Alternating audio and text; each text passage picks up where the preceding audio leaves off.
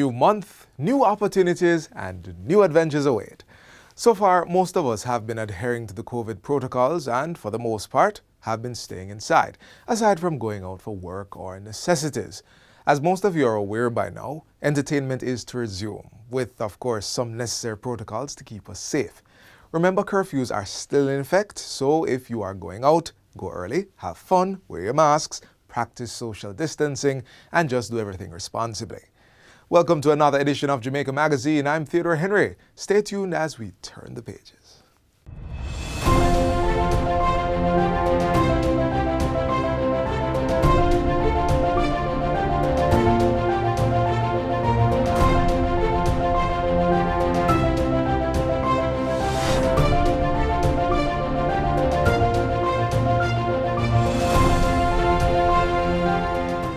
128 years ago today, one of Jamaica's national heroes, Norman Washington Manley, was born. Manley was a brilliant scholar, an athlete, soldier, lawyer, and so much more. In honor of his birthday, we'll take a look back at some of his greatest achievements.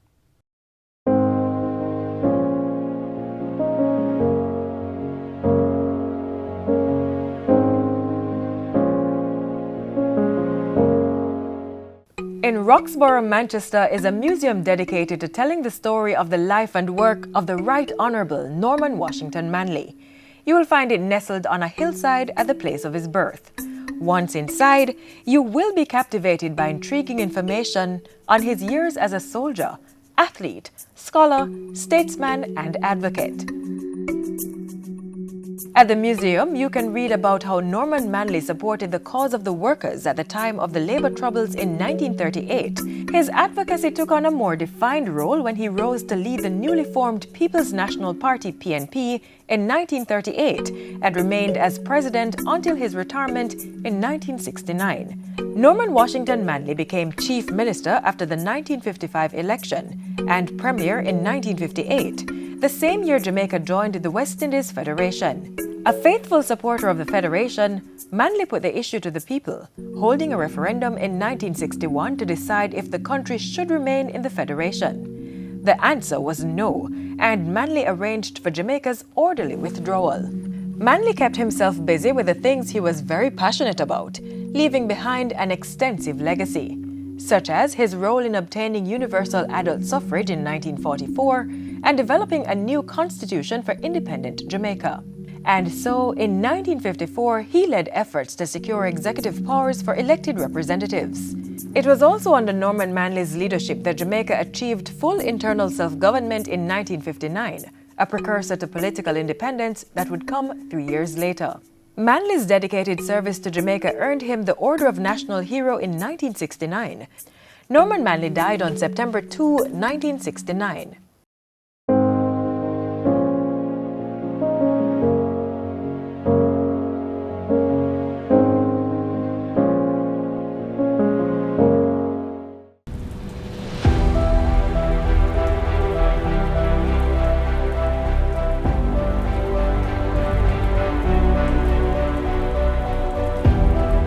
I am here to highlight some of the COVID-19 protocols for the hurricane season. If we should have an adverse weather event, recognize that any one of those consequences of adverse weather events could be the trigger for that third wave. What we need to do for hurricane season, it's not novel. It's not novel. Bring it back to the fore and just remember that preparation is what we need to do, and more importantly, so just remind ourselves of what we need to do. And now focus on what we need to take into consideration for COVID-19. The fundamental concepts remain unchanged. Spacing, physical distancing, mask etiquette, and sanitization. It goes hand in hand in everything. We must incorporate the learned best practices that we would have had from last year. We went into a season last year with an ongoing pandemic. We would have done some things. We would have learned some things. Don't forget what you have learned. You best know how to respond in your own personal space. Personal responsibility, personal preparedness. We cannot go into a third wave. Because we need to respond, sometimes the fear and the anxiety can in fact cause us to do things and forget what those protocols are. I'm asking you and I'm charging you to remember what they are at all times. Exercise them every day so it becomes routine and normal. When you're nervous, sometimes what you fall back on is what you practice every day. So practice the COVID-19 protocols every day. If we need to respond, it will be well ironed out by the time it comes around.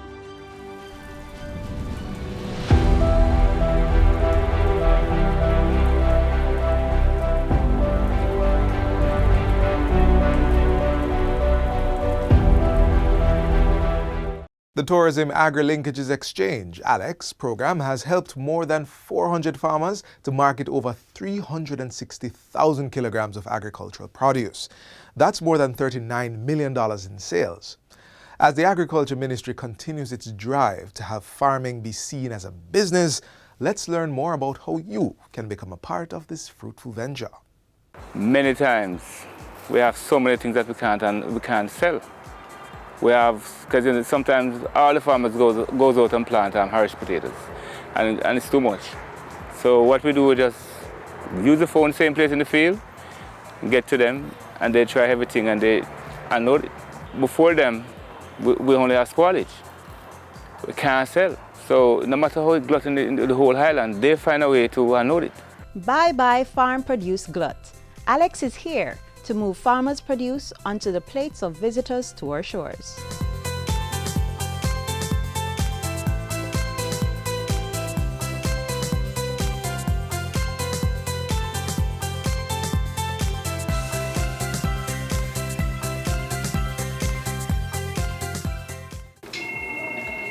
The Agri-Linkages Exchange Center, good afternoon. It's not my. Hi, good afternoon, Mr. Wilson. How are you doing? Okay. So what do you have reaping now? We have a portion of corn ready, you know. Is that sweet corn? Okay, sir. Let me just add that to the database for you.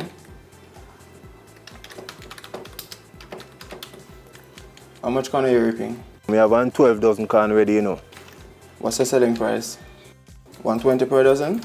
So you can look the buyer for me anytime you're ready. You hear, boss? Another problem, Mr. Willis. I'll post the information for you, and once the market is available, I'll give you a call and let you know. All right, Mr. Willis, thanks for calling. As easy as that, farmers are reaping economic benefits through tourism. The Agri-Linkages Exchange is an electronic platform where buyers and sellers of agricultural produce meet. Currently, there are agri-brokers who manage the platform.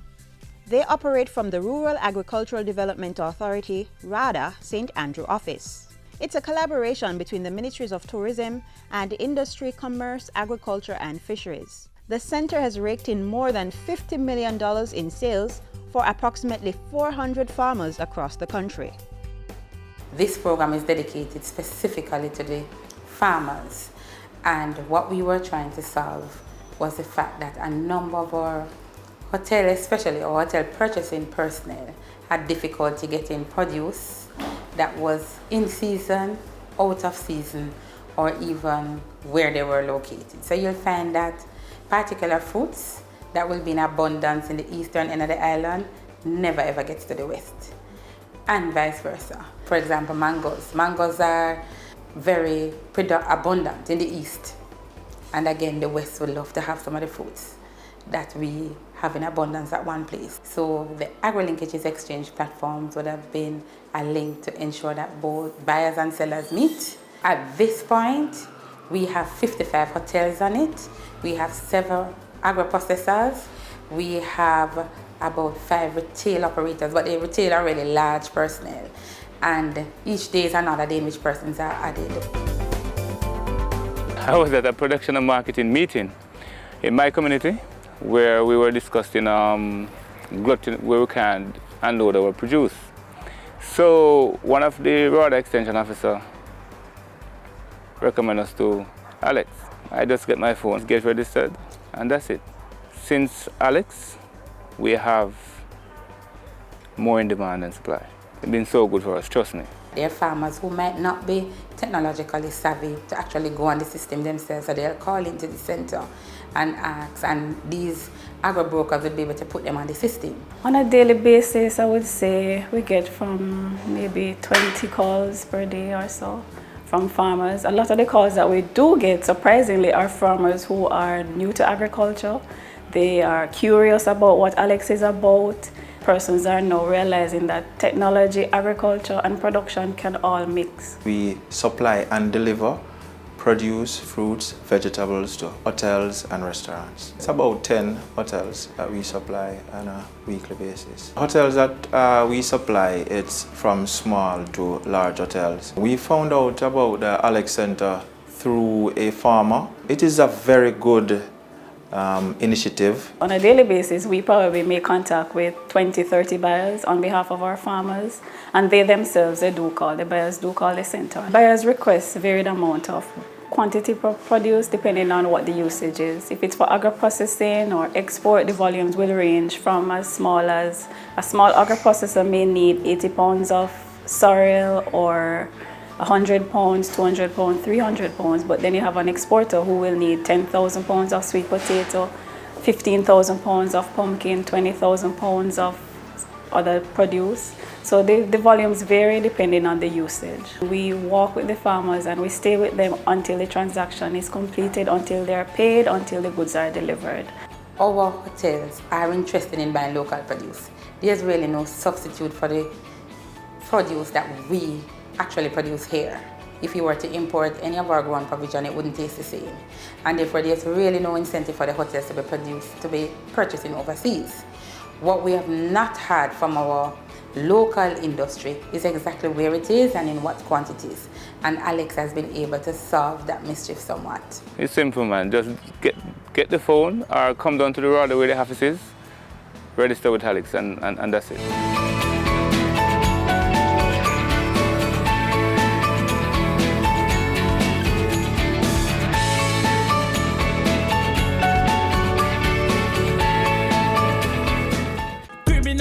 Think they are cunning. The major organized crime and anti-corruption agency have them running. Your friend a shout, come here. Take time running. Are we ready for the ops? Drive up on your block. Step out now me black. Cyber take about your laptop. Pull up every lock. No evidence to drop. We put it in a cuffs and now we have the underground. Sin you say scam, you better look out fit.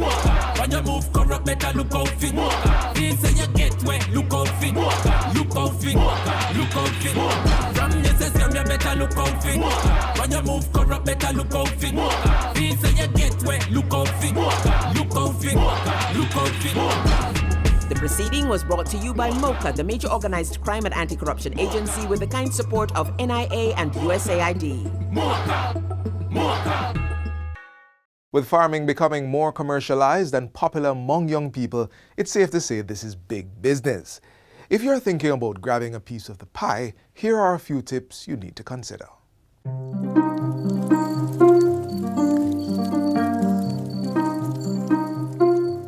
Farming is a way of life, especially here in Jamaica. Today, an increasing number of young people are getting involved. Back then, persons used to look down on agriculture based on the stigma that agriculture is for a particular group of persons. But I am proud to say that that stigma has been reduced significantly. So no longer is agriculture a last option. It's a primary option where persons are now interested in pursuing even studies at the master's level in agriculture. Getting started in agriculture can be tricky, so there are a number of things new farmers need to be aware of. For young persons who would like to get involved in agriculture, the first thing I would say to them, they have to first assess their interest. Agriculture is a very wide industry with different sectors, and so they first need to look at, do I have an interest in crop production or animal production? Crop production is the process of growing produce for domestic and commercial purposes, whereas animal production is the technology applied to keeping animals for profit. You know, feeding, rearing, and breeding. That's just the basics. So for the next few minutes, we'll learn more about getting started in crop production. We at RADA, and the field staff particularly, when we are engaged about young persons getting into farming, when they approach us, one of the main things we want to emphasize is about training.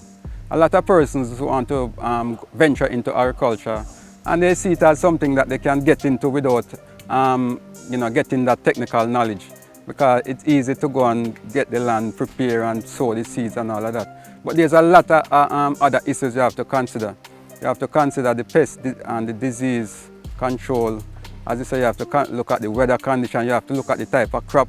Different crop require different environmental conditions. Two major things we also emphasize to new entrant farmers is we look at the markets. Don't just jump into production without thinking about your market. I know it's sort of tempting for a lot of persons when prices are high and it look very nice, and you can get a lot of income, but that's not always the case. Because by the time you put in that crop, the price is usually, and the crop come in, the price is usually low. So we look at the market. And another thing, we look at the cost of production. A lot of new entrant farmers, they want to get into production without looking at what it costs to produce a crop. That is very important, because that is how you can determine if you are able to make a profit based on how you estimate your costs and your market price and all of that. So we emphasize the cost of production. So those are some of the things we emphasize to new entrant farmers. So there are different options such as agro-processing that young persons can venture. So you don't have to be looking at agriculture as going in the sun, sweating. You can still do that practice. That's the traditional practice. But there are some contemporary practices that involves technology, such as hydroponics and aquaponics. And so young persons can look at that option as well. So don't picture a farmer as this person in dirty clothes, this person riding a donkey. Some of the farmers know they are driving the biggest vehicle you can think of, and they live in the best household that you can think of. Another thing that you need to do is to partner with RADA, in particularly the agri-linkages, to help you seek possible markets before you venture into the field of agriculture. And what you can also do is to do a SWOT analysis. When I say a SWOT analysis, once you identify your interest, you're going to be now looking at your strengths, assess the strengths, you're going to assess the weaknesses and how you can overcome them. You're going to look at the opportunities that exist, and you're now going to be looking at the threats. So one of your threats could be your, I wouldn't say competitor, because in agriculture, I don't want to give the impression that we are competing. We're all in this thing together. But there are some threats such as disaster. How can you bounce back, or how can you mitigate certain effects?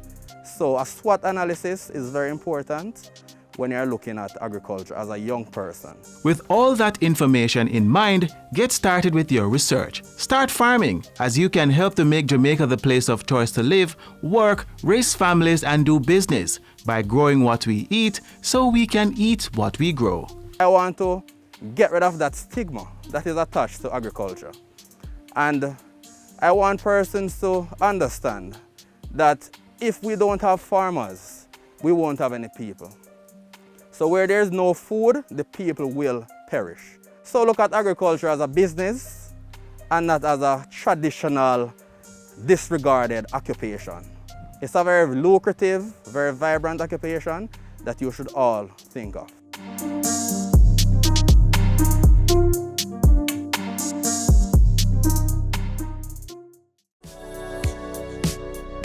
Practice good hygiene by washing your hands frequently using soap and water. Here's how you should do it while conserving water. Turn on the tap to wet your hands, then turn off the pipe. Lather your hands and the tap with soap. Turn on the tap and wash your hands, back, front, and in between fingers. Use some of the water to wash off the tap, then turn it off. Dry your hands with disposable hand towels. If you don't have running water, use a hand rub containing 62% or more alcohol. If hand sanitizers are not available, rubbing alcohol, Dettol, white rum, or household bleach will do the trick. And if all else fails, let hand washing and the handling of potable water be a two-person event. Each person will take turns pouring and washing hands with sitting water. Now is a good time to consider installing a tap on your containers to reduce the risk of water contamination. Faucets can be easily attached to drums, buckets, or 5-gallon water bottles. And to ensure that the outside of the containers are clean when recapping, disinfect it with hand rub containing alcohol that's 62% or more.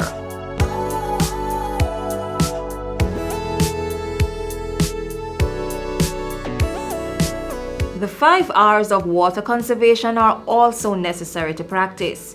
Reduce water wastage by investing in water-saving devices. Reuse water at least twice before discarding. Replace leaking pipes, faucets, and other plumbing equipment. Recycle wastewater and use it for gardening, car washing, or cleaning of public spaces. And reclaim water through rainwater harvesting. We all must play our part to ensure there's water to combat the coronavirus and stave off prolonged drought.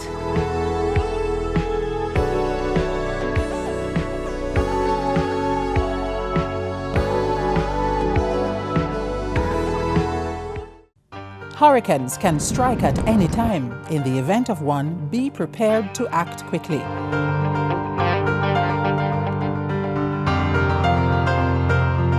If a hurricane watch or warning has been issued, review your home disaster response plan. Map out likely routes to evacuate if your home is at risk and confirm with relatives or friends you plan to stay with. Also, confirm the location of the nearest shelter. Check your emergency supplies and restock if necessary. Remember, disasters do happen, so be prepared.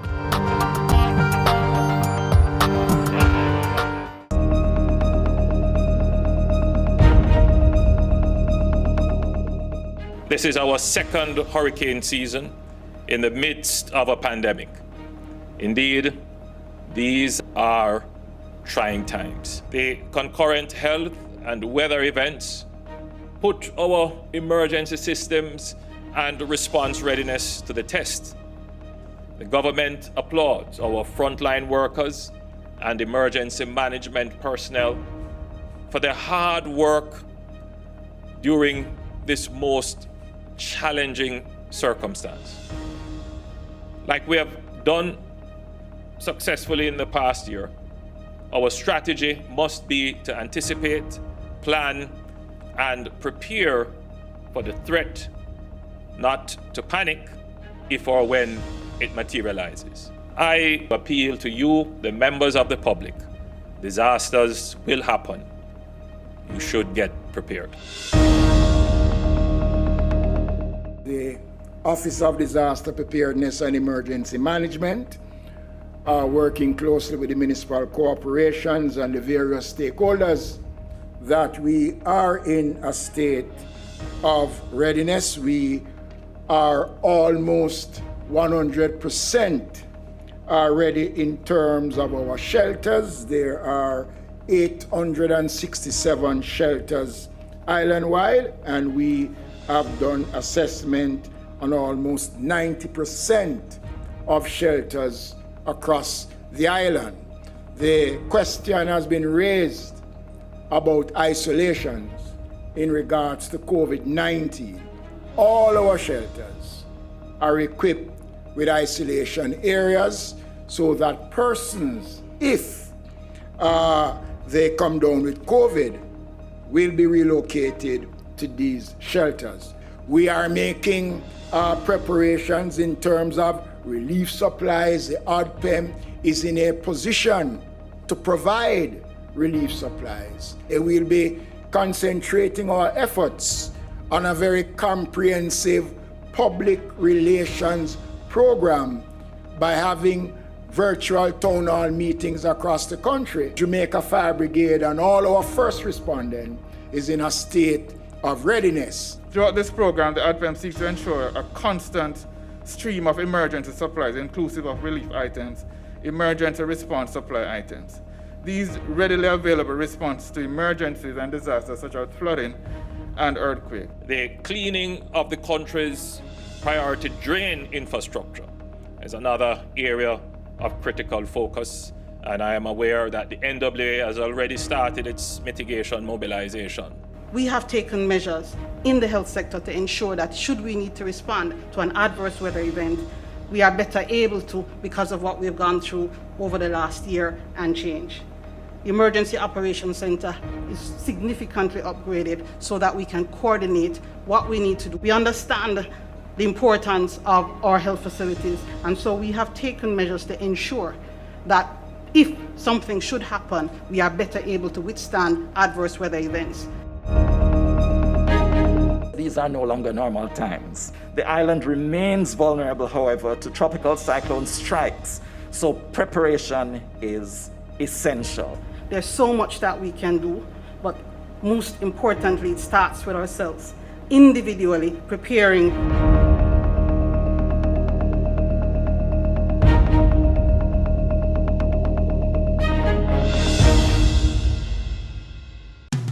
We're taking justice to the people of Jamaica.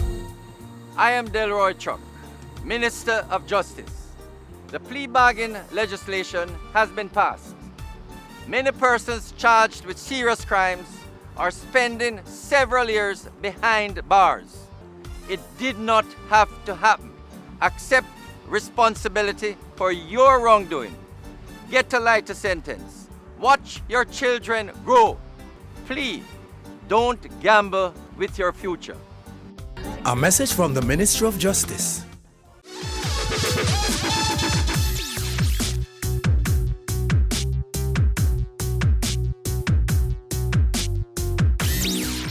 Taking care of your eyes is your responsibility, and you need to take it seriously.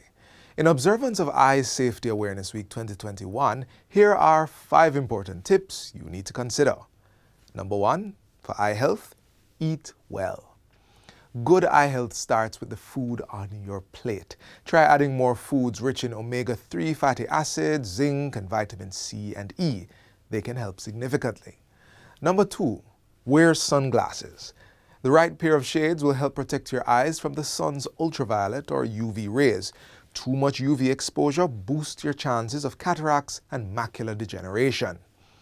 Number 3, use safety eyewear. If you use hazardous or airborne materials on the job or at home, like a welding torch or a weed whacker, wear safety glasses or protective goggles. Number 4, this is an important one. Look away from the computer or the phone screen. Staring at a computer or phone screen for too long can cause you to experience headaches, eye strain, blurry vision, as well as neck, shoulder, and even back pain. Take a break. Rest your eyes every 20 minutes. Look 20 feet away for 20 seconds. Get up at least every 2 hours and take a 15-minute break. Number 5, visit your eye doctor regularly. Everyone needs a regular eye exam, even young children. It helps protect your sight and it lets you see your best. Eye exams can also find diseases like glaucoma that have no symptoms. It's important to spot them early on so that they're easier to treat. Your eye health is your responsibility, so take care of it, as we'd all like to see Jamaica become the place of choice to live, work, raise families, and do business.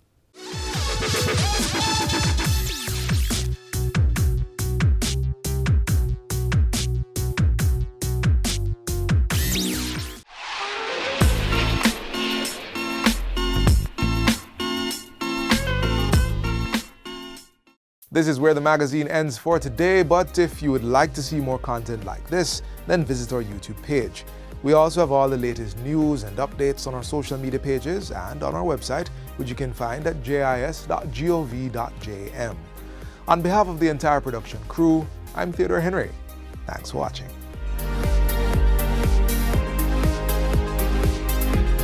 This has been a production of the Jamaica Information Service, the voice of Jamaica.